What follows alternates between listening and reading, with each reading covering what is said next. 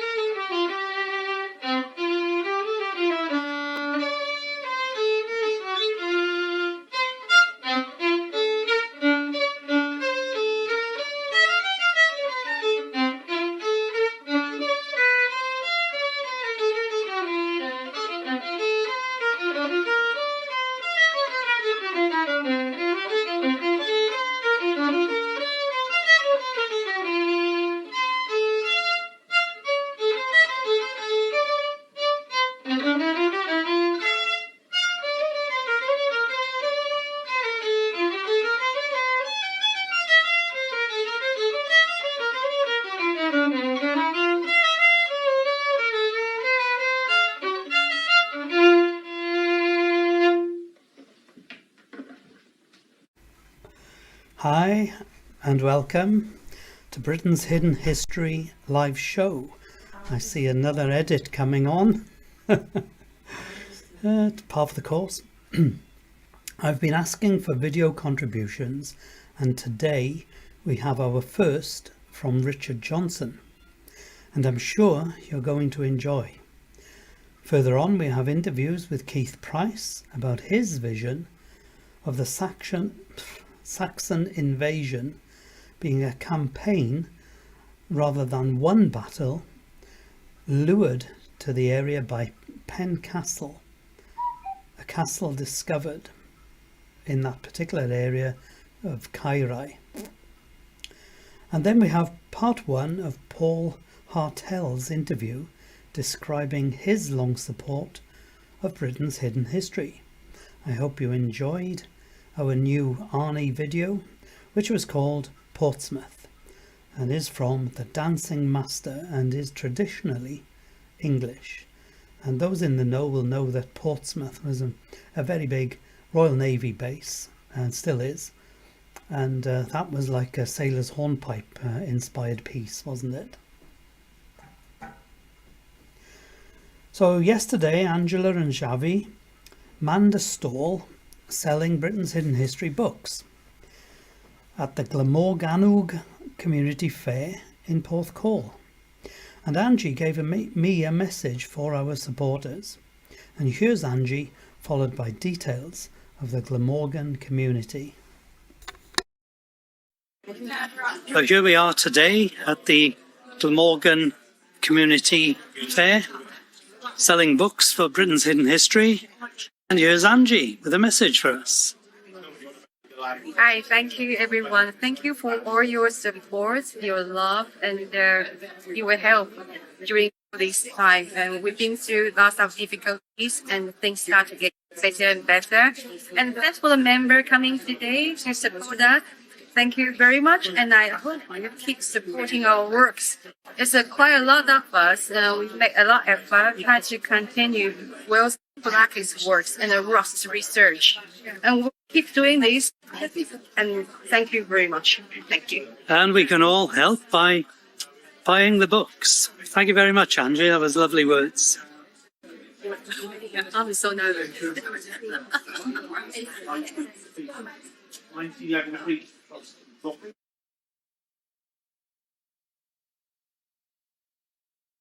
Do you have a website or a Facebook group?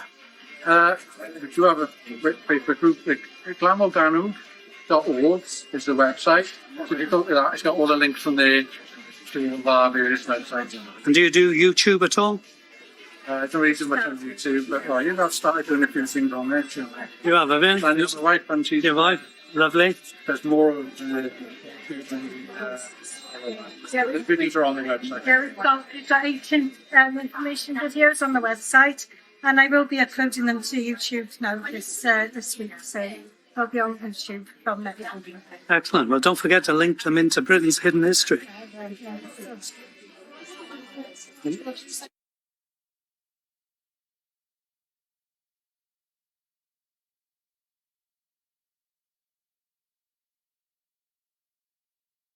And in the true traditions of Britain's Hidden History, and just in case you might think I'm getting good at this, there's no danger of that, is there? Think again. There should be a clip with a description of the Glormanog community, but somehow that clip didn't get recorded. I can't think why. Anyway, I met a lovely couple who say they meet with like-minded souls, usually at Caerphilly Social Club, and I think that's every month. But check their website to be sure, which was www.glamorganwg, spelled with a capital G, LAMORGANNWG.org. Now, as I've said every week, everyone is welcome to contribute a video, and we're still asking for new work urgently. Angela or myself will act as liaison to publish them to the Britain's Hidden History YouTube site. If you publish straight to the Facebook group page, let us know that you'd like us also to put your video on the YouTube group channel. We need permission, obviously, for copyright. Just message us by finding us on the BHH Facebook group page under members. If you've got video content or a PowerPoint presentation in your video, we'll hopefully include it in the Sunday show because people like to see imagery. Now, in the news, after a spell in hospital, Alan is now receiving respite care in a nursing home. The care is progressing in Alan's favour, and we wish him a speedy return to better health. Angie says that all the cards and letters sent from well-wishers have been gratefully received and that Alan has read them all. Next week we'll be back with a news item contributed by Bob Morgan, but for today we are going straight into our first video contribution, and this, as said, is from Richard Johnson. Thank you, Richard. Richard's video gives his take on some research he has undertaken on the location for the Battle of Baden in pre-Wilson and Blackett books. Here's the video, which can be found on YouTube under the name Richard Johnson.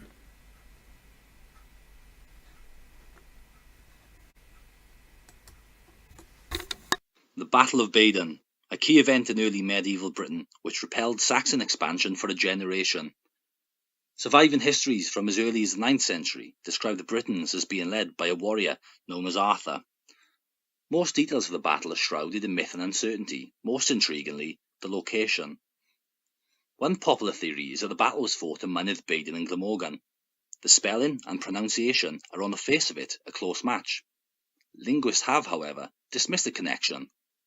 Gwynedd Opius, for instance, calls it just a superficial similarity. The earliest Welsh records of both names are subtly different too, so generally they are thought to be distinct locations, but these records only appear centuries after the actual event. The Mynydd Badon theory was popularised in the 1980s by Marmite historians Wilson and Blackett, who specifically placed the battle in an area known as Maes Cadlawr, which they translate as Field of the Battle Site. This is acceptable as a translation, in my opinion. Opponents of Wilson and Blackett dismiss this and say that the connection only began with them. So can we find references to this before the 1980s? I wanted to find out, so I went to my local library, found an old history book, and had a look. The book I picked up was from the 1870s and called Hanes Morgannwg by David Morgannwg, also known as David Watkin Jones. As well as being a credible historian, the author was a geologist, a bard, and a successful competitor at the Eisteddfodau, and seems to be generally regarded as a great cultural and literary figure of his day. I must confess that I haven't read the entire book, but references to King Arthur and the Battle of Badon were easy to find. Under the subheading Llangynoed, as I expected, the author began discussing the Battle of Badon. Now, the copy of the book that I have is in the Welsh language, so I will translate the text, but I will also read both languages, just so there's no uncertainty about what's being said. Cytuno haneswyr I Arthur ymladd un o'i brif rwydrau mewn lle elw'r Mont Badon ger Carbadon meddrai. I translate this as historians agree that Arthur fought one of his greatest battles in a place known as Mont Badon near Carbadon, according to some. David Morgannwg goes on, yr un sydd yn anhawdd ei benderfynu yw, pa un, a'i gerbath, neu ante Morgannwg, mae'r Mont Badon a sonio haneswyr amdano. I translate this as what's difficult to decide is whether the Mont Badon recorded by historians is located near Bath or in Glamorgan.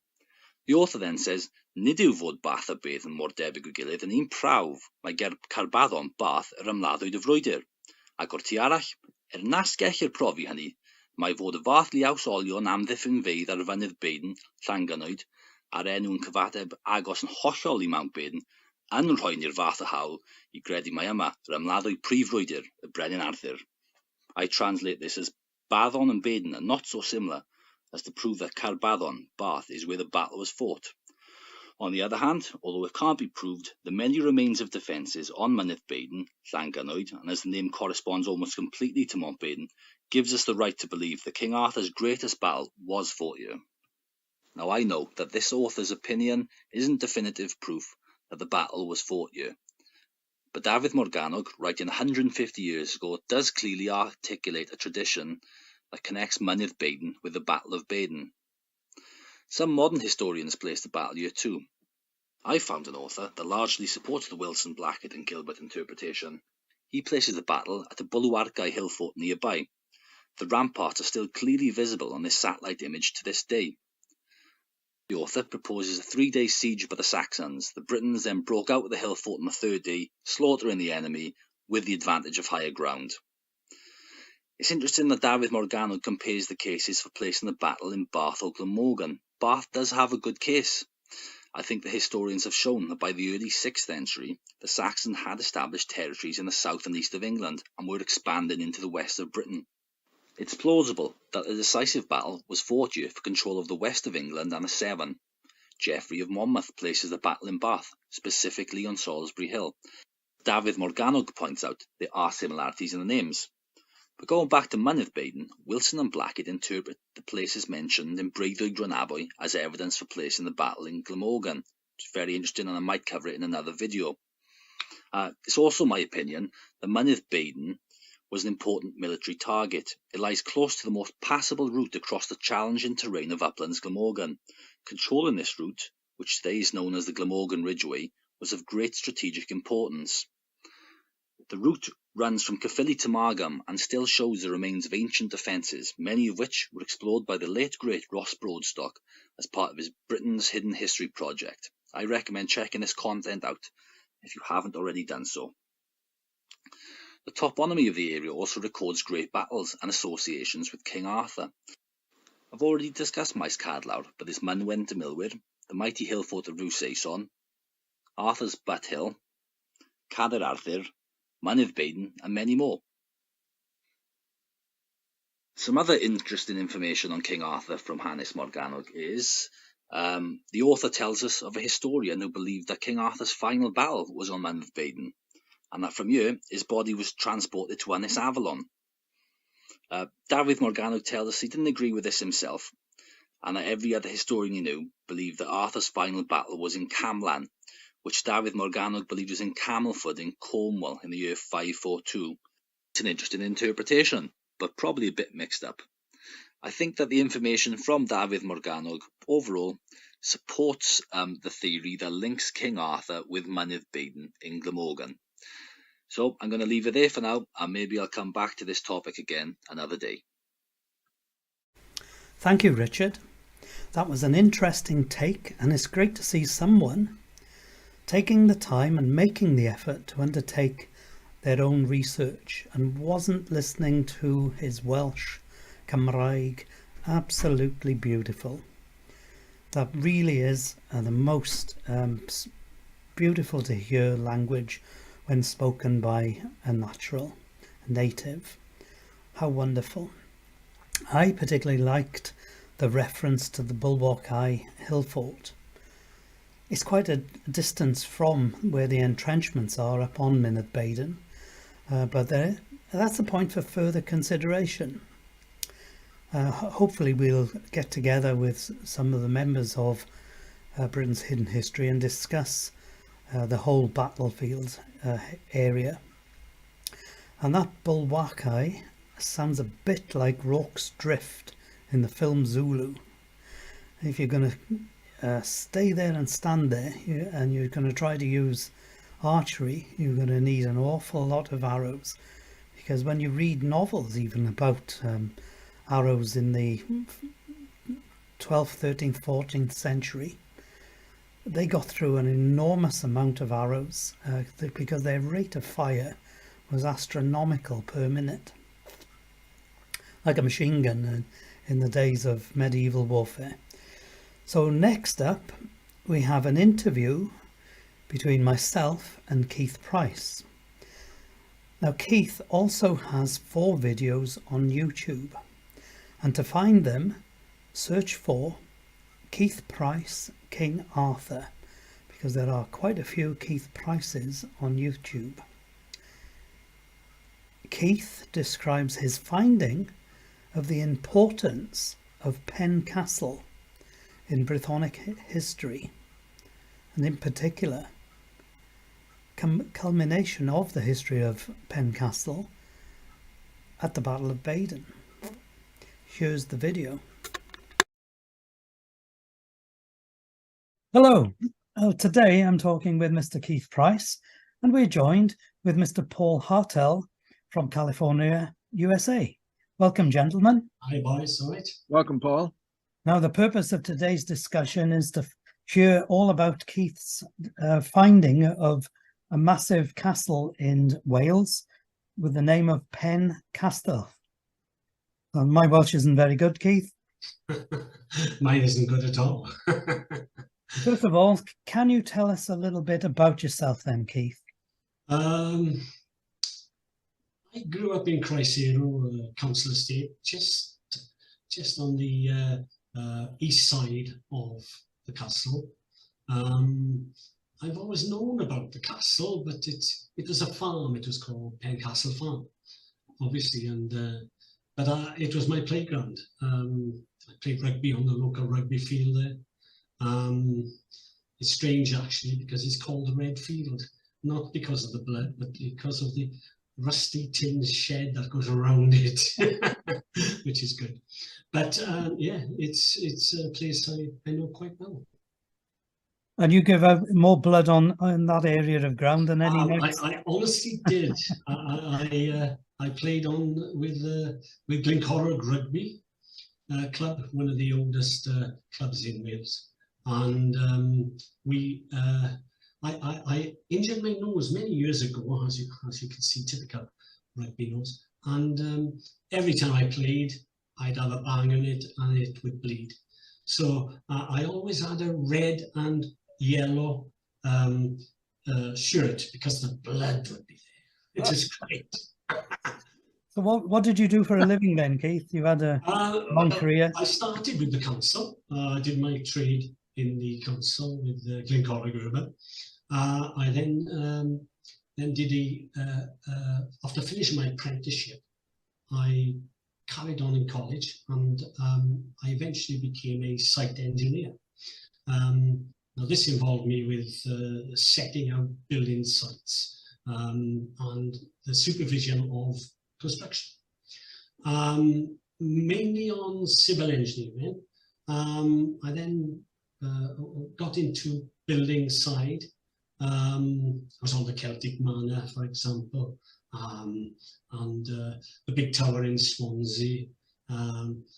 Major construction works, and enjoying it every minute, you know. I eventually finished off in the quality control section, what we call clacker works, which was, as everybody knows, is the quality control of buildings, and was anciently.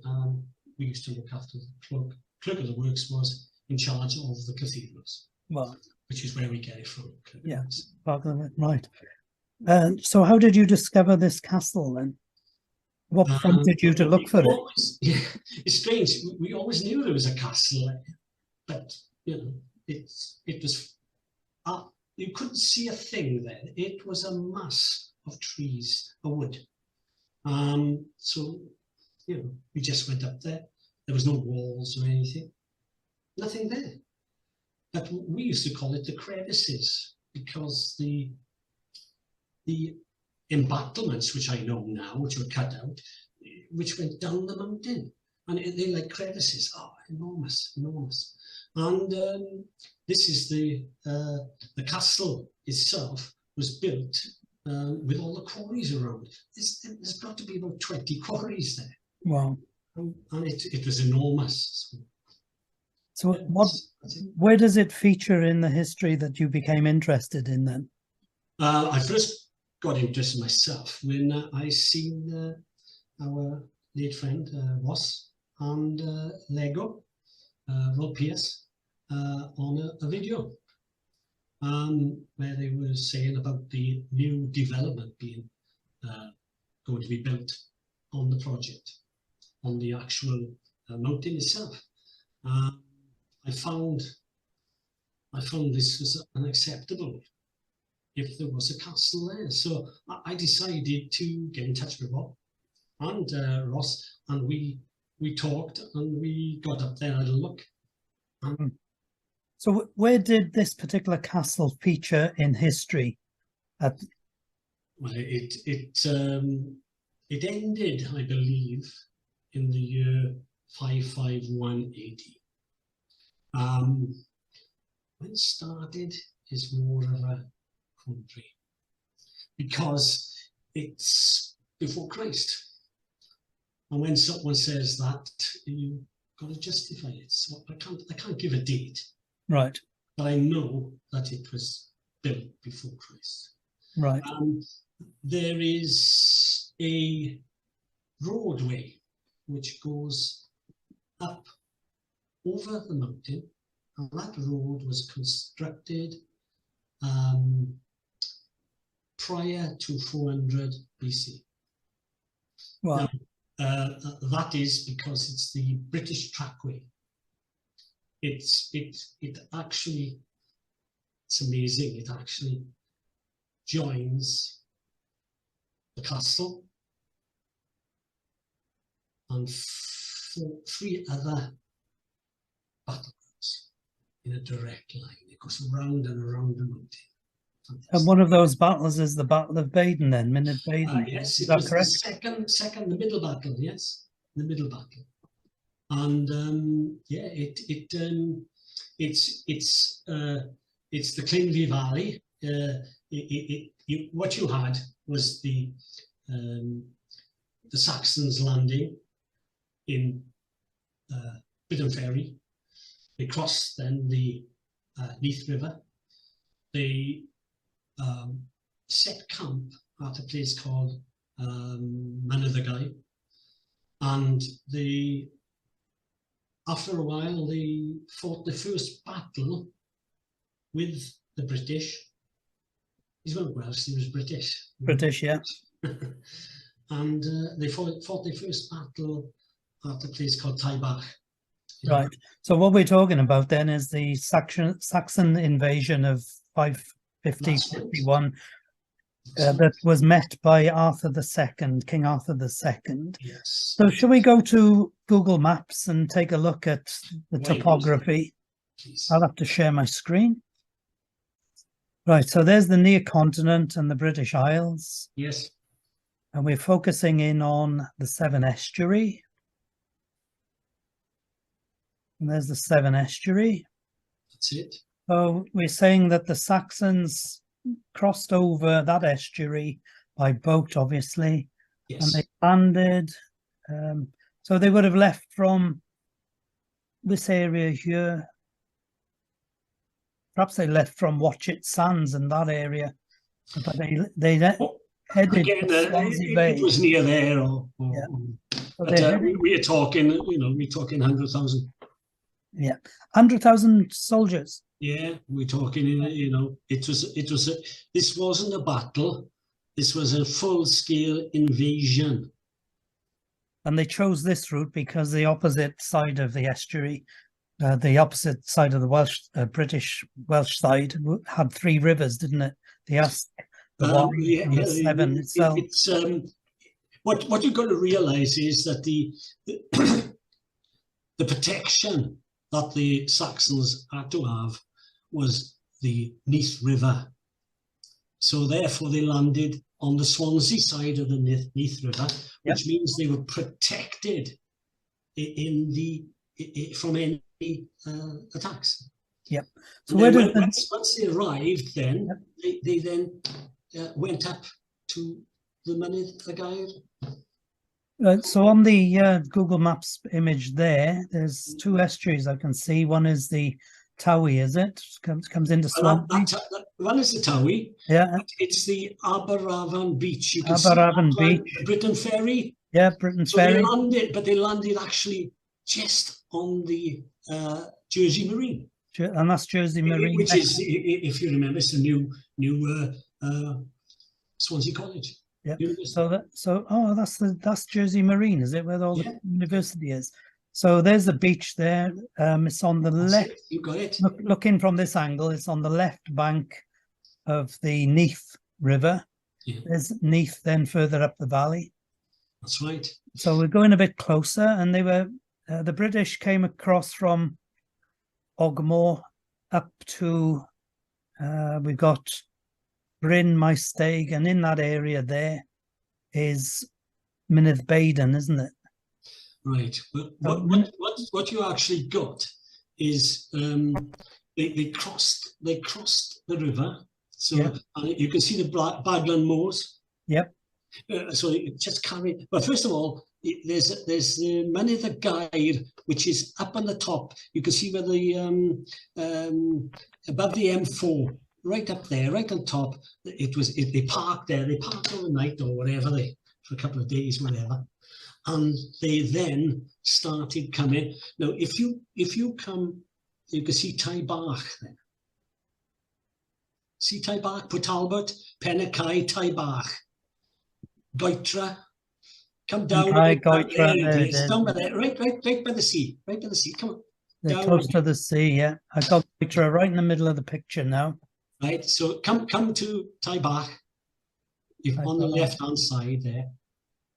Come on again. Come again. Oh, there's Taibach. I got Taibach? it. Yeah. That's it. Now that was the battlefield, right? and there was a battlefield just above there, between that there and Goitra. And then there was a lot killed there. There was the Tumuli in the vicinity there. Tumuli being the graves, the mounds. Then the Welsh or the British Army went backwards, and they went up towards Margam Castle. Margam Castle, yeah, down by here. And then you can if you pull it over a bit, move it over, yeah, right. You can see Llanganoid on the right hand side. Yeah, you see that? Llanganoid, that one there. That is the village of Llanganoid, the nearest village to Baden. Right. And beautiful church there. Yeah. So yes, a wonderful church. Yeah. And the Pig Road is by there as well, isn't it? It's actually named Llanganoid. Yep. Which is the Church of Ganoid. Yep. It was one of his knights. Oh, right. Right. So Baden is this area here to the left of Llanganoid? Yeah, well, this is the place. You can see the... it's if you go to Llanganoid and then down directly, and that was the battlefield there. Oh, there. Yeah. And down further even. So that's right, go in again. So you can see all around there, right?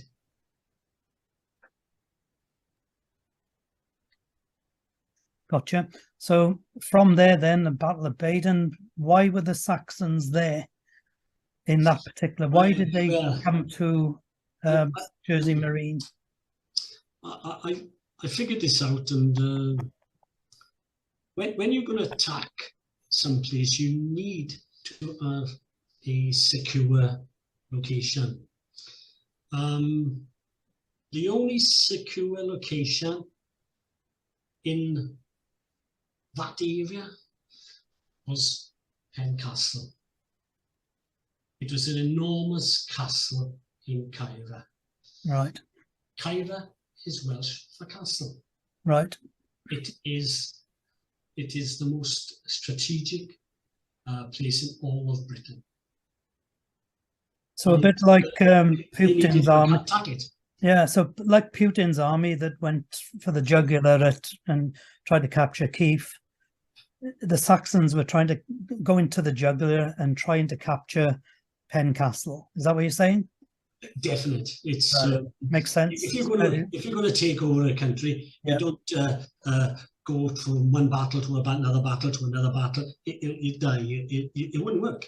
No. You get a stronghold, and then you enforce it, and that's what you do. Yep. It's common sense. Have I gone into too close? Right. If you go to your right now, sorry, the other way. The other way. Wonderful work. You're just, bless you. Fantastic. All right. Well, nice to be introduced. We'll talk in a little bit. Okay. Yeah, see you again. All the best. Have a great presentation here. Okay. Thank you very much. Take care. So the Saxons then were aiming for capturing Pencastle, and that we'll go in closer. Is in this area of Avon. Just below Avon Forest Park, you've got Cummer. Got it, yeah. And then you've got, so you can go, be careful, you have to be careful when you go in there. Go into Cummer. Where's Cummer? But really, we ought to look at the other battle first, is it? Did we?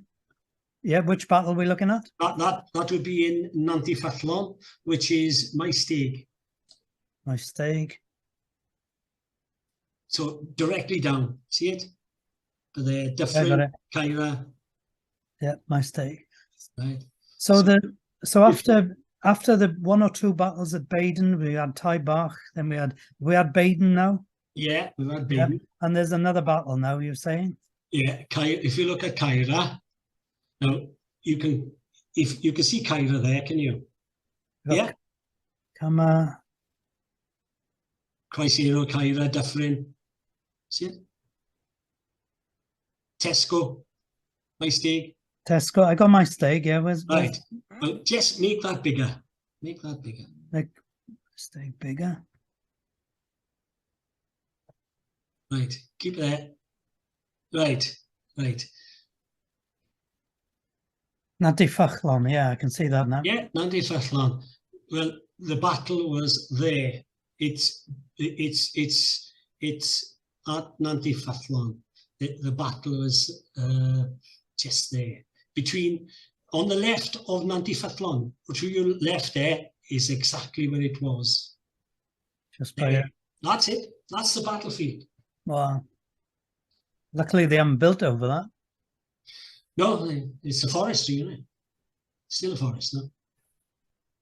And if you pull then down direct, if you pull down on the thing, yeah, pull it down. No, it's going up. You pull it down. That's it. Keep going down direct. Go on down. And there's Caira. And there, right in the middle, see Cruzeiro? You can see the round circle of the. That's it. That's it. You got it. That's the castle. That's how enormous it was. Wow. That's amazing. So you got it's a straight run from Nadi Fachlon. It is straight up. Yeah. There's a road that runs along there, and it's called the British Trackway. British Trackway. Wow. It's recorded at some place. It was 4,000 years old. But, I think it was older than that. But so that's the castle, where the castle was located. I'll come out of Google Maps now then, and then you can show us. Well, we stop and I'll get my photographs ready. Photograph. So Keith, what are we looking at now then? Well, this is overlooking the castle, just to the in the centre there. That's the village of Cruzeiro. And what I'll do, I'll run the film and you can see, it'll show you the wonderful views of the area. Beautiful. I'll start that now. I'll keep the sound off so you know. So this is a flyover that John Pincher done for us. Brilliant.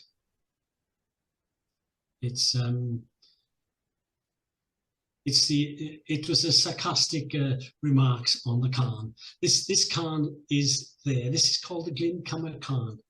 It's an ancient monument, but it is protected. I believe for the development it's going to be protected. So hopefully it'll still be there in a couple of years' time. But this is actually directly on the cairn. You can see the cairn there. Yep. That is it. That is it. It's a mound. It's ancient. It's thousands and thousands of years old. Unbelievable.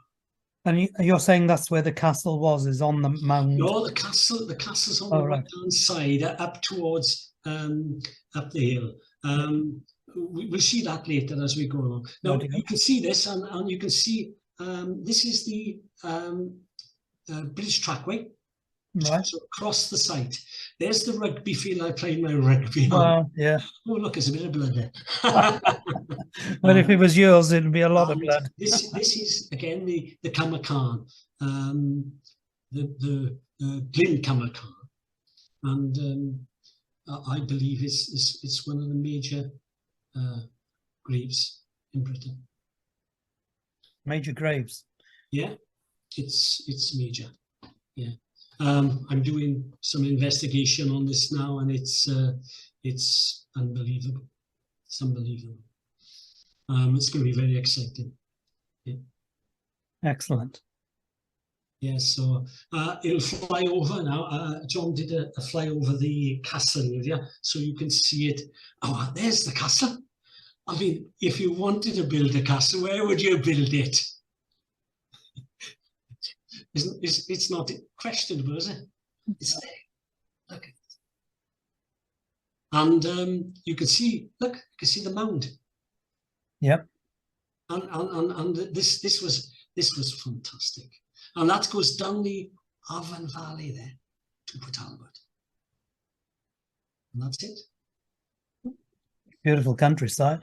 It is, and it's unbelievable, you know, and that's why they're building a multi-million-pound development there, adventure. Wow. I think it'll be a good thing for the valley. Yeah. The only thing is to protect the historical. Yes, the historic environment. It's got to be, you know, protected. Plenty of jobs, fabulous tourism. Yes, plenty of Lovely jobs. looking dog there. You have. It's a lifeline for this valley. I mean, Croesero is you know, it needs it. Yeah. The Avon Valley. Yep. So if we come out of these pictures, then you've got some photographs of. Yes, I'll just go out to this now. Okay. Yeah. Excellent. So that's a beautiful looking stone, Keith. What is that? Well, that's found when the machine went through cutting the road out for the new project.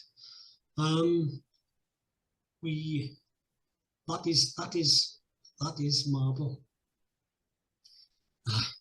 What is doing up a mountain in Cairo, I don't know. And squared off as well. It's a work stone. So obviously it whetted our appetite to find more. And I'll take you through on the next couple and show you something magnificent. Beautiful. Right, is that okay? Yeah, most definitely. Right, I'll find another one now. That's marble. We went backwards. There's no marble up in Cairo. No. Marble in Cairo, top of a mountain. Yeah. I mean, that's marble. That is from Greece. I mean, it's laughable, isn't it? Yeah. Right, let me go find more now. What are we looking at here then, Keith? Well, this is the LiDAR map of the castle. You can see the mounds, and there's a 335 meter diameter ring. I'll just carry on. This is the keep. This obviously was the tower, the palace of the castle. It's plain, it's simple, it's there. So investigation, it definitely needs some archaeology done on it. It's marked up, you can see the cairn on the right hand side, which is the Glencamer cairn, the rugby field just below. And this is Voel Fawr. This is the name of the mountain that it stands on. It's even named on the map there. Yeah, it's even named on the map. Yeah. Well, yeah, I never found it. It's there. And if you have a look, you can see the red. See the red? Yeah. And that is the British trackway. It's all there. Then we got, that's the low one. This is a impression I've got of what the castle might have been looking like in that this is the stone window of the castle, of a castle, but this is actually Lambeth Cathedral, so I cheated a bit. But I'll take you through. These are the stones that I picked up working with the councillor and Rob, and we picked up the cornice. I picked the cornice up of the stonework walls, and then you have the top of the walls where it hit the roof. That's called the cornice.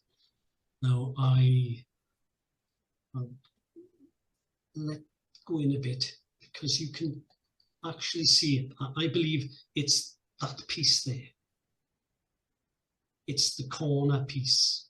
Yeah. And you can actually see the cutout for the one which will go at 90 degrees to it. Yep. And then you can, if you look there, you can see the cutout of the vine. It's fantastic, isn't it? It's beautiful. Yeah. Just, incredibly ornate. this is found on a mountain in Cairo. That's what you've got to realise. Yeah. I've sent this information off to the information is on a few films on my, which you'll show later. I've applied for an application for scheduling the castle, because this is the greatest castle in Britain at one time. Wow. This shows it even better. And this, if you remember the first corner of the first film picture I showed you. Yeah, of the window in Llandaff Cathedral. You can see it's the springing point of the arch. It's there. It's simple. It's there.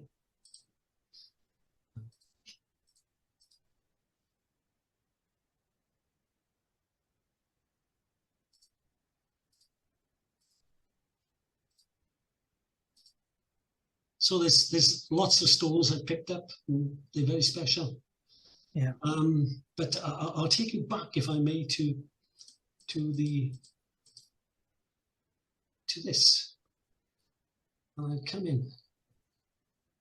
See that? Yep. What is that then? I think it may be the residue of the comet that hit in 666 in Britain. I think this may be the only stone, masonry stone anyway. Yeah. What date is that you're putting that to? Is that the 562 comet? 562, sorry. 562. Yeah. Yes, it's the trouble is I'm working in thousands of years, and yes, that's right. 1 or 2 don't make a difference to me. No. But yes, it's you can see this the coalish. I mean, it could be something else. I don't know, but that's a lot of residue. So yeah, it's very exciting. So when you're calling it residue, are you saying that it's the dirt from the comet? Yeah, the radiation. It's settled into that groove. It blackened Wales. It blackened it. It was dark for months. It was the Dark Ages. That's why they call it the Dark Ages. Yeah. Well, we were up one time. I was up on Mynydd Baden. We were talking to a young fella who'd done a lot of the research. I hadn't really heard of Britain's hidden history. We told him about the comet of 562, and he said, "Oh, well, over there's a bank that's been exposed, and you can clearly see a layer of charcoal and burnt. It's quite a thick layer of burnt." Exactly. Yeah. The point is, we don't know. It's never been checked. I mean, I do ask myself, why am I doing it? Yeah. But someone's got to do it. Yeah, and that probably reminds you of Zulu when you said, "Go on then." When the soldier says, "Sarge," all the Zulus running towards him, and he's saying, "Sarge, why yes, Sarge? Why yes?" And he says, "Because we're your boy." And that's the way it is. So why you, Keith? It's because you're here. Yeah, wonderful. This is the area of a small part of Wales where there's massive plans to put a very large theme park. That's correct, isn't it? Yeah, it's a £100 million project. It's enormous. It's got ski slopes, mountain biking. It's got everything, and hotel and cabins. Brilliant, and we need it. We need the jobs, don't we? Definitely. Yes. The only thing is, I want them to be more sympathetic with our historic monuments. That's all. Yes. Nothing else. Because you see, I suppose academics don't believe that there is an Arthur. I mean, it's not mechanized. But that's their problem, not mine. Yeah. I know he's there. That's the best way to think of it. Yeah. So basically, nobody is against the development of and the introduction of all this money. We just want the monuments protected. We approached them. We introduced ourselves. We done everything correct. Unfortunately, there's no communication at all now. I suppose I'm in construction. I've been in construction all my life, and you don't want to influence when you're building something. You know, you just want to build something, and that's it. But you know, I'm sure the council are sympathetic, and they'll enforce the restrictions, the proper restrictions, so that we can all share in the history. And what about CADW? What do they say? What do CADW say about this? Well, I haven't heard anything from them. You contacted them then, obviously. I did. I contacted I applied for the castle to be made a scheduled monument, and I've also applied for an application form for making Glyn Camacan on the British Trackway an ancient monument, scheduled monuments. Yeah, wonderful work. Unfortunately, no one's contacted me. Well, hopefully this. I didn't expect any contacts. No, well, if they hear the news about this and see how it fits into the history, maybe they will. We've got lots of things planned. John, Pitcher, Rob, we're carrying out still investigations in the valley. I know we talked about going over to Baden and actually reenact, walk the battlefield itself, explain everything about it instead of the overall thing. Yeah. But, you know, the one thing that we must get in our minds is that this was not one battle. It started in Taibach. It went into Baden, then it went to Tor Cymru, Nadi Fathlon, and then they went over. They found the castle demolished, and they went over Irvine. They had a battle in Irvine, and then they went down the Pontypridd Valley, the Canal Valley, and eventually they were massacred when only the kings joined King Arthur at Rousais. Rousais and beautiful. What a wonderful story, Keith, and thank you very much for your presentation. It was really detailed work, amazing discovery you've put together there. Collecting it as pieces of jigsaw, as Bob Morgan says. You've had most of the jigsaw, I think, in one go there. There's plenty more to be opened, I expect. More jigsaws. Thank you very much for your time. Like to thank our dear friend Ross and yes. Thank you. Thank you very much, Keith. Beautiful words. Yes, thank you, Keith. I know we'd all like to say thanks for your work. Very much appreciated. So thank you, Keith. Now, to me, your ideas about Baden being part of a larger campaign to fight off a very determined and vast invasion resonates with a ring of probability. And we must arrange a Zoom conference to discuss your research. I'm not sure if the possible comet debris squeezed into the crevices of the masonry could be seen as clearly as I saw it on Zoom, but hopefully we could all see it. And how special is that? It's actually glittered on the Zoom recording. And that's possible evidence of the circa 562 comet devastation. The masonry would already have been lying on the ground, as the castle was purposefully destroyed by Arthur's men and not by the later comet. and so that's how the dirt filled the crevices. There's quite a bit about the Battle of Baden in this contributions for today. And our next guest has photographs from 10 or 20 years ago to show, which was taken at Mynydd Baden as part of his talk. But the Battle of Baden is only a small part of a detailed interview with Paul Hartel. Paul and I have spoken at length about his long support for Britain's hidden history, and I know you'll enjoy his insights, videos and photographs. I've split the interview into 2 parts, and after part 2 has been aired next week, I'll place the whole interview on the YouTube channel as a standalone production. Let's welcome Paul and take a look at part 1. Today I'm speaking with Paul Hartel from Los Angeles, California, about his very long and colourful association with Alan Wilson, Barham Blackett and Britain's hidden history. Welcome, Paul. Hey, welcome, Paul. It's nice to see you. Very, very happy to see you. It's a real pleasure to see you too. And can you give us a brief pen picture about yourself? Sure. Well, my professional background is in the entertainment arts. I'm based in the United States. I'm in Los Angeles.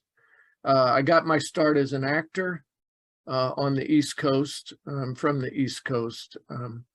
And I was in New York for a number of years before I moved to Los Angeles. And all those years were devoted to acting. I came out west in the late 90s, and shortly after that, I transitioned behind the camera, and that's been my primary focus, although not exclusively. I still do act, but I primarily am a film and television editor. I spent about 8 years working for NBC. I freelanced for different networks, cable networks, principally, working on a lot of like discovery shows. So that's what I principally do now. I'm right in the middle of wrapping out a feature film edit. So I'm in like my last week of that right now. And that's principally what I focus my energy on. But yeah, so that's my story personally. Well, that's a tremendous pedigree. So how did you get involved with Alan Wilson and Barham Blackett then? Well, I've always been a King Arthur fan, and ever since I was a child, I read the T.H. White book, and then I read Howard Pyle had over here in the States. I'm sure they published these books in England as well, the UK as well.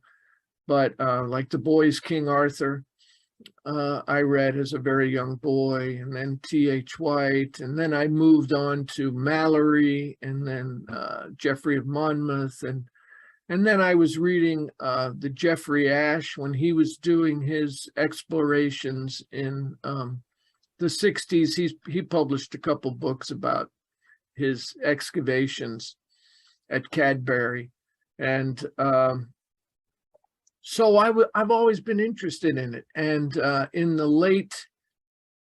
early 2000s, I mean very early 2000s, I was working at NBC, so I was very busy. But I came across a copy of The Holy Kingdom that they wrote with Adrian Gilbert, and my imagination just, caught fire again, and my passion was reignited. And I reached out to them, tracked them down, and got hold of them, and we started emailing back and forth. In those days, they still were active on email. Yeah.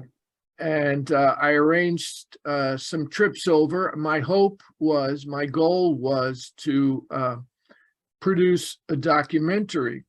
So I made trips over.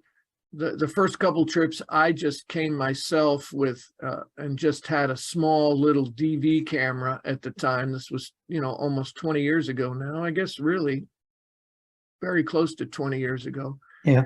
And so I was just filming myself, just shooting whatever little bit, I would grab a few times. I would, put the camera on a tripod or on a wall or something if we were out visiting sites, and try to grab stuff that I knew as an editor I would want to put together into a presentation piece that we would show to the networks. Yeah. So this was in the early 2000s. And I know I shared it. It seems like a good time. I know I shared it with Ross in the past, but this might be a good time to share it again. And I will share the screen and we can watch the trailer for, it's not the greatest quality. We can watch the trailer for what I called Hidden History. Right. So it wasn't exclusively Britain's hidden history. It was just the series. This was going to be a series focused exclusively on Britain's hidden history, mostly around the King Arthur myth. I say myth, but I'll get into that in a minute. Yeah. But anyway, let me share the screen and we can share with other members. You think thousands of years ago people knew what this was? Of course now we've forgotten it all.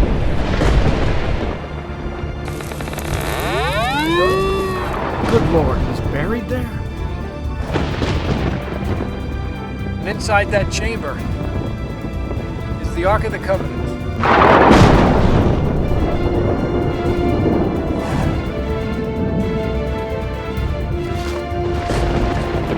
There's something here. I'm standing in front of the tree-covered mound of Taurus. Another one of the star maps on the ground. There's a story about a treasure of a mountain of gold. Is this it? But that's something else that could be investigated, you know? Yeah. I don't think anyone's really tried to do that.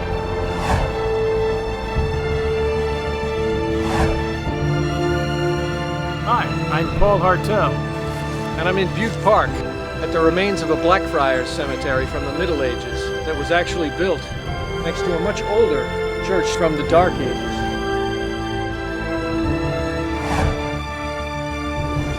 The English we don't mind. You think you could get over it? It is just... X marks the spot. Bingo, we've got it.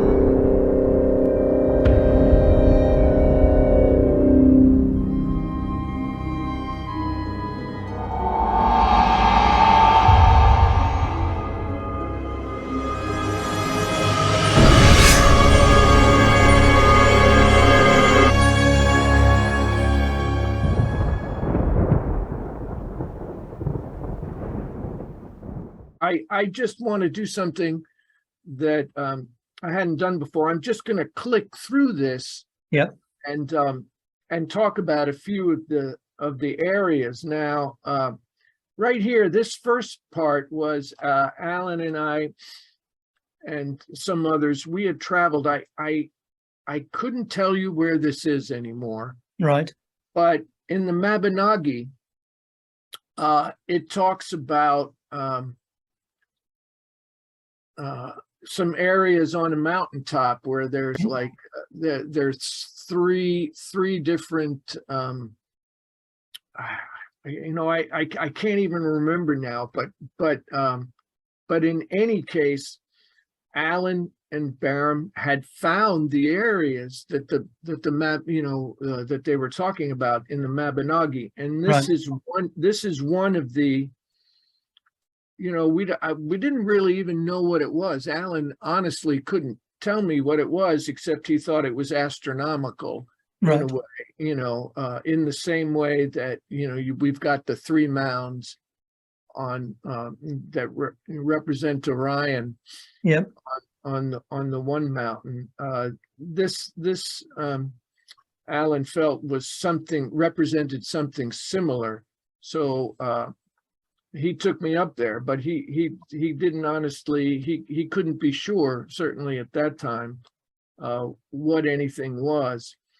Now this actually, I'll wait and show you. This of course is up on Two in a Glow. Yeah. And then this is and now I'm blanking. We've talked about this before because we've had an opportunity to chat a few times, but this when we go through the still pictures, we can. That's down at Ogmore. We were wondering. Yeah, that's right. That's at Ogmore, right? Yeah, and I think it is still there. Looking at photos I took 4 years ago, that was in. So I think that's the copy, isn't it? Yes, I think that's the replica of the original stone. I don't know what's happened to the original stone. Now, of course, that's Alan Hassel, and I'm having trouble with this monitor now. It's clicking out on me. Let it come back. And then, of course, there's Alan. We were staying at some friend's house in Wales, or we were visiting in any way. But there's Alan and me, and we're going over some maps, talking about where we're going to go. And then, now this is Adrian Gilbert. Now, this is me with Adrian Gilbert, which I shot at a later time when I came back, and I went and saw Adrian and visited Adrian, and we went out. And this is, of course, when at Caermelin with Alan. I've got some still pictures of him on the site. But this little clip is just to show some of the rise. When we go to the still pictures of the site, we'll get a better idea. And this, of course, is near Mathern. This is, I just called it the Well of Souls. I sort of hyped it up for the trailer, but it is the spring where they stopped. I remembered that I had called it the Well of Tears, but I don't know. I guess I changed my mind at some point, changed the name of it. Who knows? It's a little hype. And then this, of course, is in Butte Park. Yep. And we've talked about this before. And this is, these are the Dark Age foundations of the original church that the friars built their much bigger monastery next to. This is just, and that's actually Chris Barber. I also visited with Chris Barber, so at a later date as well, and just to get his take, and we walked around. But anyway, so yeah, this was originally where they thought he had been buried, and as we've, it's again with me with Adrian. So and then of course this is another shot of Two in a Glow. I may have been one of the last folks, and then this up here is of course St. Peter's Supermontum. But I may have been one of the last folks to actually be able to wander around on top of the place of worship. Well, you must have been coming back and forth for a good decade then, by the sound of it. Yeah, from about I I guess from about 2003 to 2013, I think was the last time I went over. The last time I went over, I went with a girlfriend at the time, and she, her family lives near Bristol, so she was, right. yeah, she was Welsh actually, because she had been born in Merthyr Tydfil, Yep. Merthyr, and but her family now lived over just across the border near Bristol, outside of Bristol, and yeah, and we went to visit Ray Howell, who used to be an archaeologist. He's since retired, but at the time, at the time even, he was just retiring. So he'd already been retired for 10 years. I mean, 10 years now, but at the time he had just stepped down. But he used to be at the University of Wales, Newport. Right. And he did, I was able to find a King Arthur video that he did. Oh. He was involved with. I was able to find that on YouTube. Yeah. And so I thought, well, maybe he would be a sympathetic ear, yeah, to the theories of Allen and Barham, because, as you know, it's so hard to find folks who are sympathetic. And in fact, I just this week, it's Wednesday now, right? So I think on Monday, I just watched a new video. It's just been out for a week or two from that channel, Cambrian Chronicles, right, about King Arthur. And I think it's called, Who Was King Arthur? And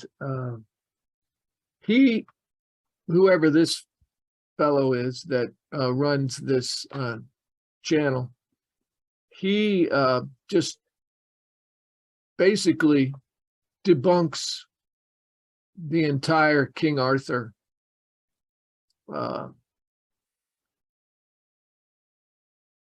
legend, let me call it, the King Arthur legend. In other words, his attitude is that the texts that everybody draws from are so questionable, that that we can't know anything for certain about a historical figure. And he alludes to, but does not mention by name, Allen and Barham. And, since Chris Barber also shares the same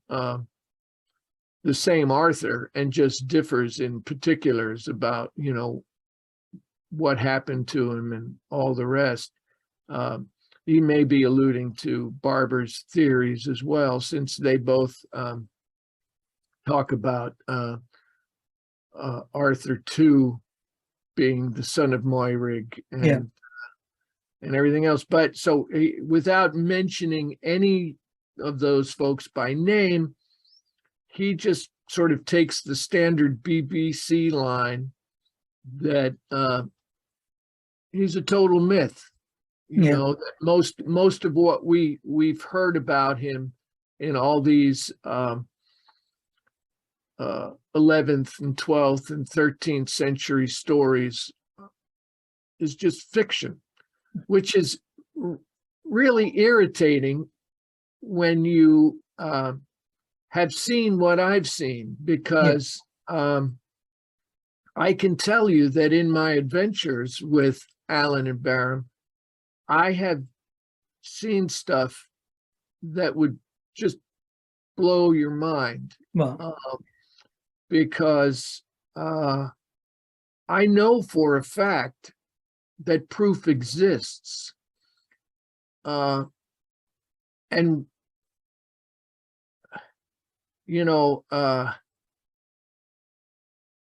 I've always tried to not be as militant as they are, because I saw that it didn't really serve them well, right?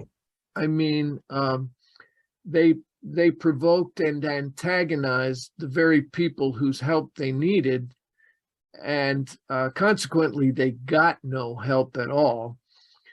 But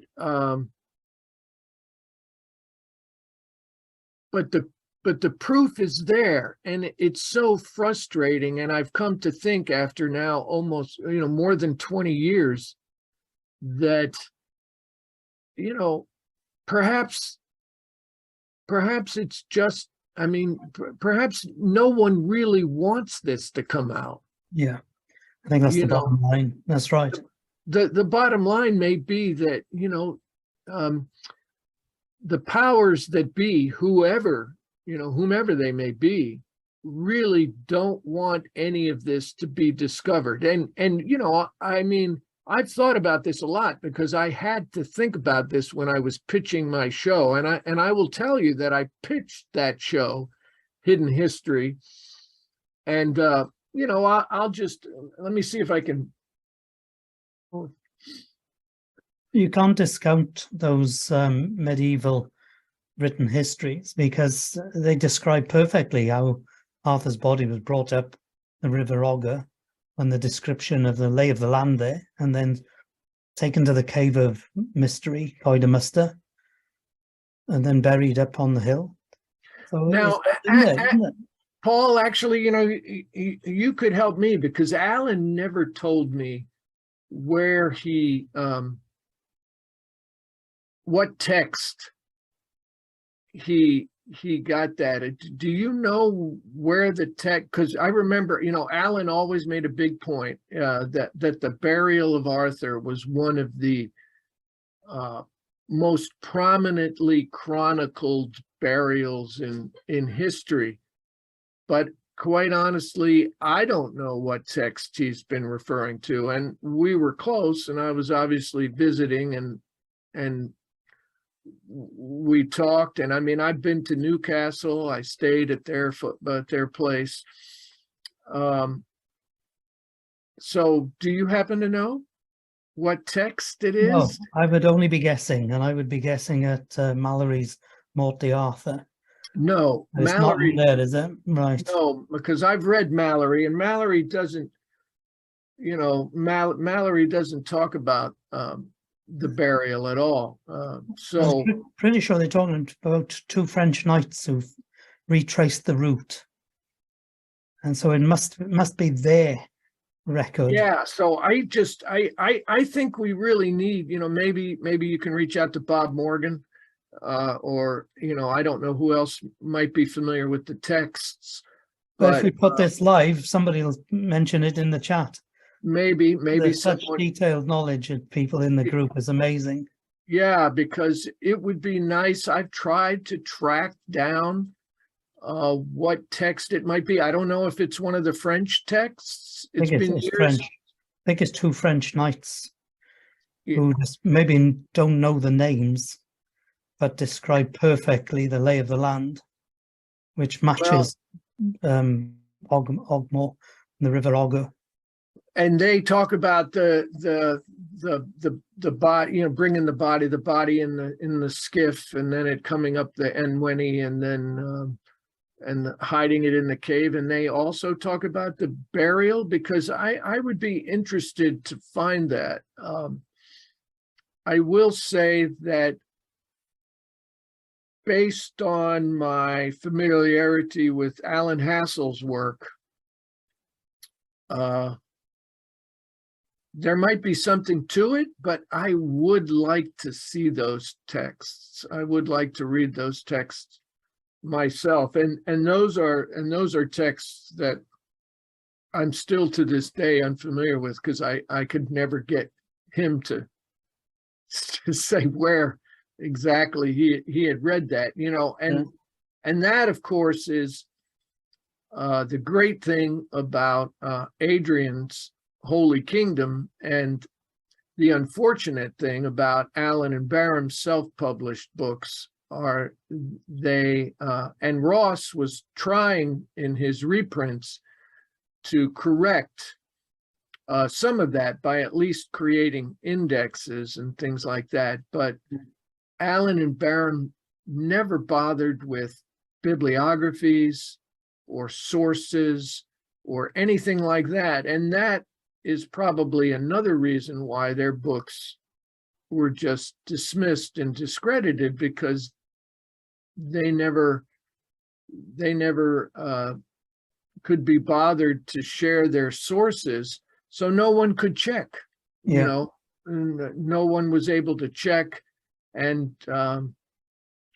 didn't, you know, weren't able to verify that, okay, yeah, this is really there. So that's a frustrating thing. But I can tell you that in all my visits over there in the early 2000s, and then again in 2012, 13, that I have seen in the ground, as they say, you know, in the land, both on the maps and, you know, just walking around, I have seen proof positive that there is much more to these legends than just myth. Yeah. And the places that we went to see on my first visit was Minith Baden, and this was part of the mountaintop. And as you can see, these are what Allen thought were definitely burial mounds from a battle that took place on this particular slope. Now, I know that David Mosley, Steve Pohl, Bob Morgan, Tim Lewis, and others have since that time been able to expand the battle of Minith Baden, you know, or Baden. Let's just call it Baden, because it's not just on the mountain, right? It's spread out for miles around, and some of those excellent videos, drone videos that show the, you know, that show the battle sites and the or the potential battle sites, the defenses and everything else are just extraordinary. And that's another reason I would love to get back over, because to this day, the conventional line is that, well, there's a number of sites proposed as the historical location of the Battle of Baden, but we can't be sure.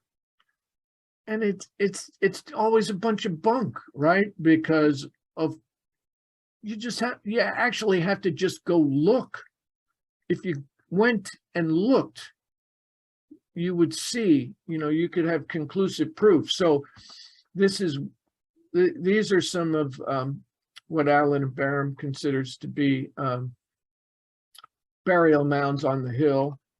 This is a view from the top of the hill. This is the roadway at the top, and these are the remains of what it runs all along the hill. These are the remains of, you know, berms that they put up at the top so that the British would be on this side here, and the Saxons would have been coming up the hill. And so off to the right of the picture here, across the road, further down the fields, are the field is the area that in Welsh, the field has the field name, the Field of the Tents, I believe. Alan told me. So that was where they believe that Arthur encamped, certainly in the night before this particular battle.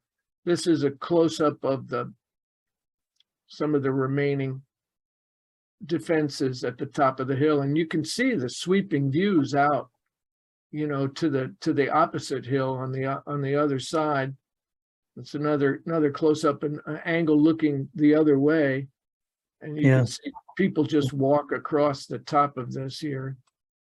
The entrenchments. Yeah, the entrenchments. and of course they're worn away after 1,500 years. I mean, they're just really like 2 or 3 feet tall. That's all they remain now. But years ago, they must have been at least 5 or 6 feet tall, so that a man could, hide behind it and also just, sweep over.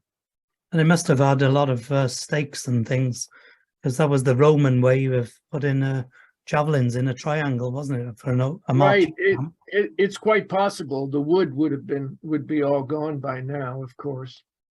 Yeah. So this is another view back to the right. You can just see the top down here in the corner right of one of the remaining entrenchments. Yeah. Again, across the entrenchment out to the opposite hill. And you can't quite see the slope in video. And unfortunately, because this is already, this visit was 20 years ago, almost now. Computers have changed in 20 years. I've had to upgrade. So I have lost the digital copies of my videos, and I haven't yet been able to. These were shot on a little DV cam.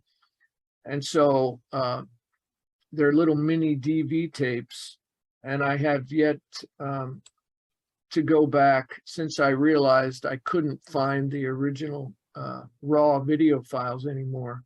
Yeah. I have yet to go back and locate the tapes, which have been in storage and all the rest of that, and get the machines that I need, which I also just got out of storage last week, to be able to redigitize those tapes. Yeah. So that's another view. Go ahead. I was going to say, what struck me when I visited was that it wasn't as steep, etc., as a lot of places in Wales. But then it couldn't have been, because you'd have to have enticed the invaders up a hill. And if it was ridiculously steep, they just wouldn't go up there, would they? Right. Now, I mean, we can't tell from this angle, unfortunately, but in the video that I took, which unfortunately I don't have, you can see that this particular spot, which is not when David Mosley, I think, and some of the others went to visit with Ross. I think Ross was part of that visit to the other battle sites that they had located. It was not this hill, because I did not see this hill in any of their drone video or in any of Ross's video. So I don't know why they didn't visit this, but because this is pretty steep. I mean, Ross would have huffed and puffed to climb up if he had climbed up the way the Saxons had climbed up, and probably any of us would. But down at the bottom too, there's some trees with singular burial mounds under them. Right. That have grown up on the at the bottom. And Alan always argued that he thought those were must have been special people, not to have been buried like in a mass grave, as we see here, right? Yeah. You could probably hit the sheep with a bow and arrow from that embankment that were in the picture. Oh yeah, there were sheep all around. There were sheep to the left, right of us, and everywhere. They just grazed the whole hill. But I mean, better that sheep are up there than that a farmer is actually plowing. That's right, yeah. But from the top of that hill, you could probably hit the sheep that were in the photograph. You mean that's how far an arrow would have gone? There was. Hold on, let me see if I can find the one you're referring to. Well, these down here, you mean? Yeah, that one there. You could probably hit them from that distance. Maybe that's it. Could be, because photographs are deceptive, and so as long as you didn't have to be accurate. Yeah. So anyway, these are some of the shots that I have from Minith Baden, and then And then this is from when I visited Ogmore, and of course this is the Enwenny, which runs all the way up to St. Peter's, or the tributaries run all the way up there. I think the main one is the Ogwa, OGWR, and the Ueni joins it just further up. Okay.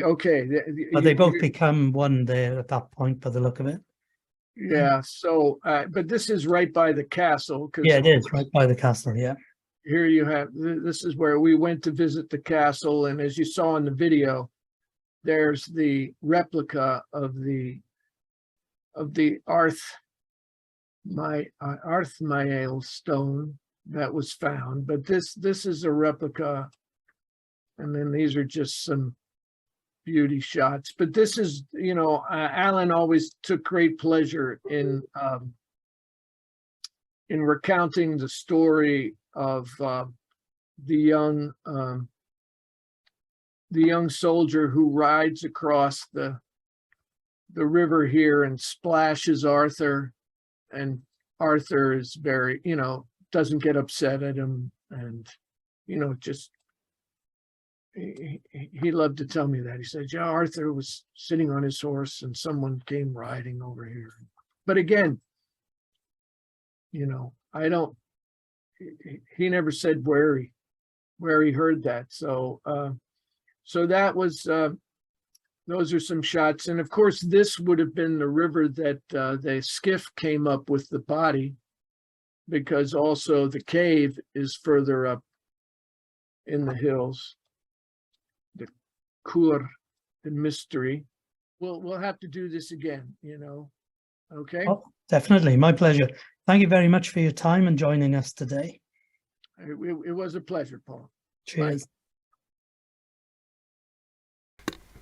Thank you, Paul. You made some great points in the video, and your memories, photographs and videos were a pleasure to hear and see. And wait for this. In part 2, we'll be watching a video taken at a possible location for a legendary British mountain of gold. That'll get the metal detectorists excited, I'm sure. Now, Paul made reference to having already spoken with me, and yep, you guessed it, I failed to hit record in our first chat, 2 hours. And did you hear what Paul does for a living? He's a filmmaker and professional film editor. So I said to him on the rerun, what's it like working with an amateur? He didn't seem to mind. Now, the trailer contained music, the trailer for this show contained music from Last of the Mohicans and Indiana Jones, Raiders of the Lost Ark, and YouTube didn't like that. And they pulled the trailer. You can't see it. So there's every chance that this live show will also be pulled because of the copyright potential issue with that particular little video. So if it does, we're going to have to put out an edited version excluding the soundtrack. Now, Paul said it was hard to judge the contours around Mynydd Beddin from still photographs. So I thought I would add a short video of my own taken on the mountain near some of the entrenchments. And here it is. I hope it contains the incline. Here we are on Mynydd Beddin, site of the Battle of Beddin. Saxons would have come over from that direction, from the coast, down by Aberavon. Here was a confluence of roads. This is Mynydd Beddin, where the British forces would have set themselves up. Down there, that wood. Somebody told us that was Cwm wood of the lower battle. Behind it is Cwm Farm, Battlefield Farm.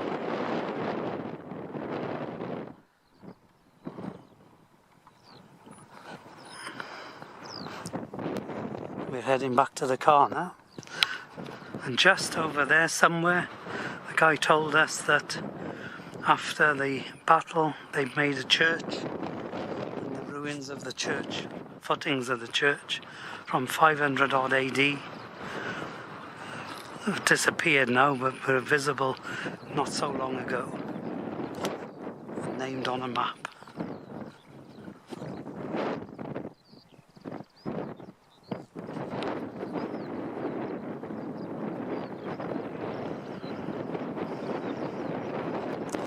Somewhere up there,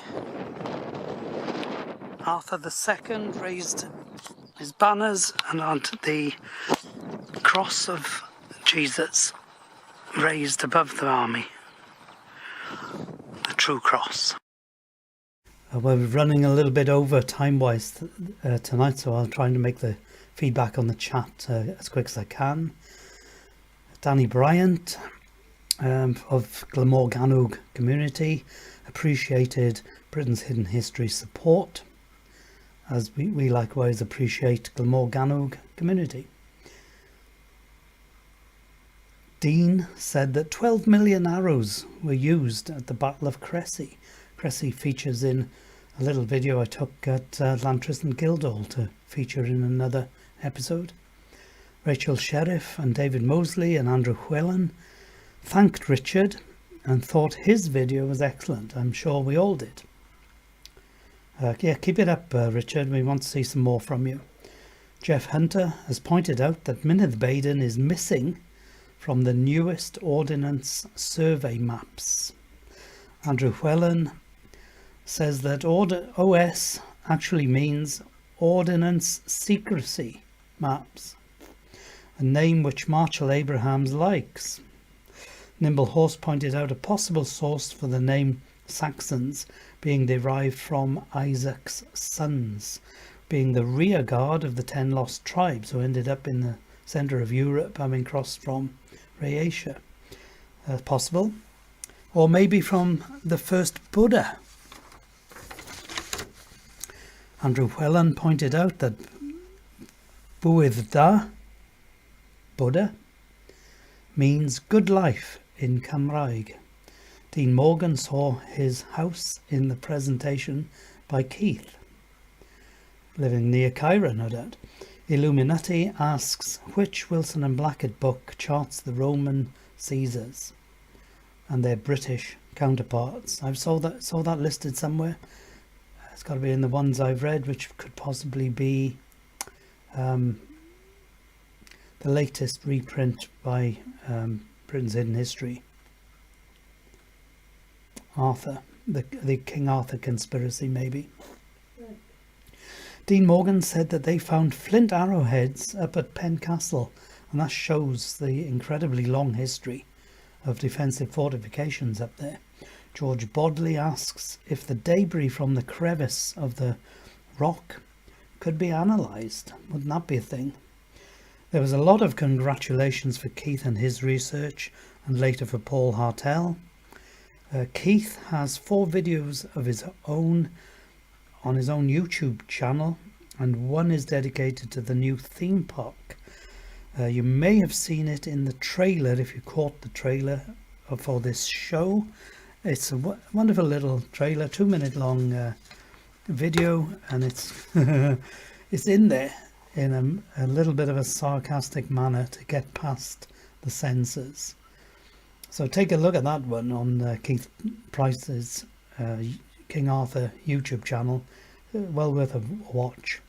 Andrew Whelan said about the Arthmile stone at Ogmore being a replica. I think the original is possibly at Margam National Stone Museum, and the translations of both would be interesting. If you ask Paul Hartel, he'll tell you what the translation was, which he did in our first chat. Very interesting. It's about Arthur Arthmile granting land to the church after the victory at Baden. Jeff Hunter talks about the mud floods after the circa 562 comet, recently covered by www.paulcook. That'll be interesting to watch. I say circa 562 because there's a lot of angst over the dating. It's definitely 4 years out, whether it was the birth of Jesus the Nazarene, or it could be 33 years out if it's the death versus the birth of Jesu Christ. Note Machinist loved the chat, as we all. Meg W questioned what does Wood of Mystery, when I put it up in the explanation underneath the video, and it's because I said Coed Muster, translated as Cave of Mystery, where St. Ichtyd resided as a hermit, and where the body of Arthur II was taken up the Ueni River from the Ogwo estuary and laid at rest for a period of time until it was further moved up the hills above Mynydd Agaya by St. Peter's Supermontum. I corrected to my own translation. It's not Cave of Mystery, it's Wood of Mystery, Coed Muster. And there we have it. There's more chat. I haven't had time to analyse. Thank you all for joining us today, and I hope you enjoyed our time together. Thank you to Angela and the boys, and to all the volunteers working behind the scenes. Here's Arnie again, playing his latest video.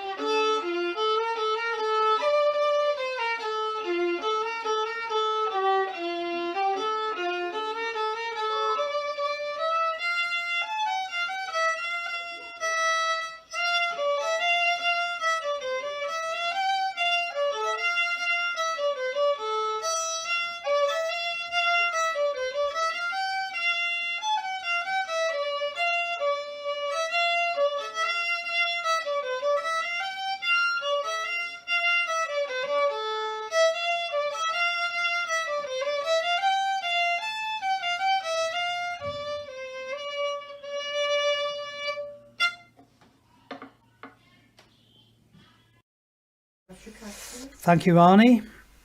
That was a great new video. I'm working on Xavi and Leon to provide some piano renditions. All talented young men, beautiful musicians. But in the meantime, and to continue the chat for a little while longer, to allow people to say their goodbyes, this is some other local talent, local to Rhondda and Taff. You may have heard me promoting his work before, Stephen J. Preston, and this is at his Love Is album launch with the over 25 choir that he used to have supporting him. I was actually singing there too as part of the choir, but as I'm very camera shy, I was off to the right in the room. Stephen has given me permission to use his music videos, and if anyone can supply a music video with permission to use it, that would be great. Check out Stephen's YouTube channel, Stephen J. Preston.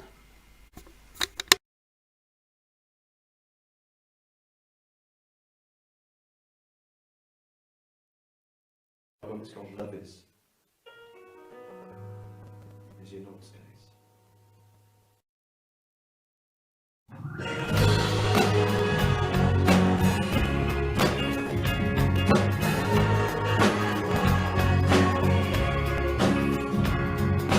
I see the world and it seems like it's such a crazy place. Oh, we fight and we cry and we scream through time and space, and the lines that we draw in the sand keep us apart. And the easiest thing that we break is a human heart. Why we always building walls when to live without love makes no sense at all. Cause the love is patient, love is kind, love is open, love is blind. Love don't shame you or isolate, it don't keep score and it don't hate. Love protects you, love is trust, love is all.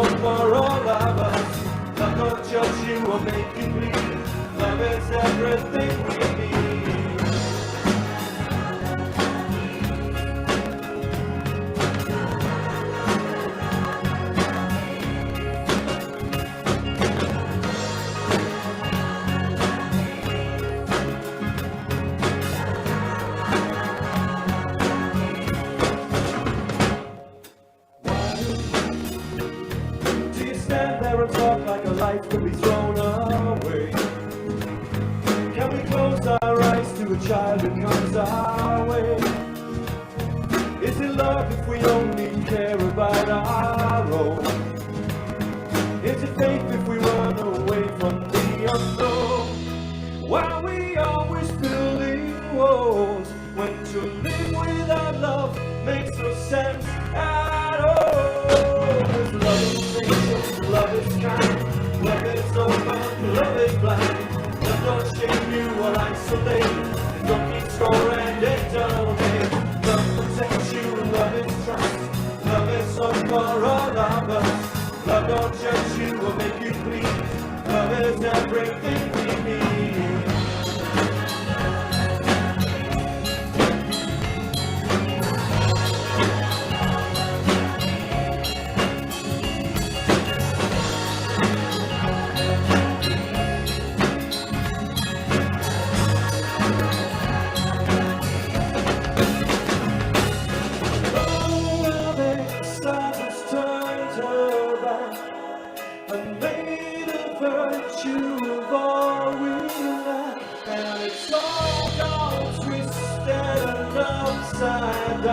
In a world that's ruled by guns and clowns, but love is patient, love is kind, love is open, love is blind. Love don't shame you or isolate, don't keep score and they don't hate. Love protects you, love is trust, love is hope for all of us. Love don't judge you or make you bleed, love is everything we need. Love is all we need.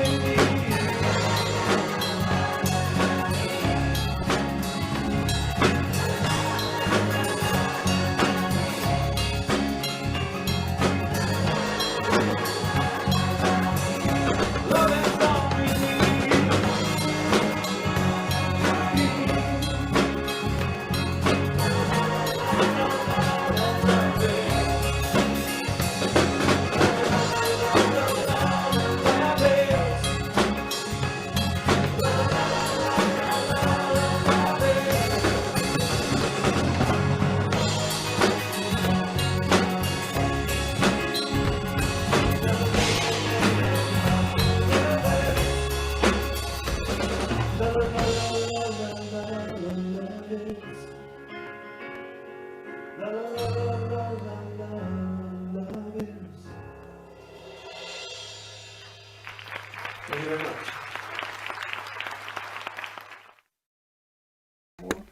Well, that's all, folks. Thank you very much for joining us today, and it's goodbye, auf Wiedersehen, au revoir, adieu, and nostar. And don't forget, seek and you will find. I think that was Epictetus, maybe the Bible. Somebody pointed out that Paul Cook's YouTube address is @PaulCook432. Worth checking out. We'll try and get Paul Cook to talk with us as one of our contributors, maybe.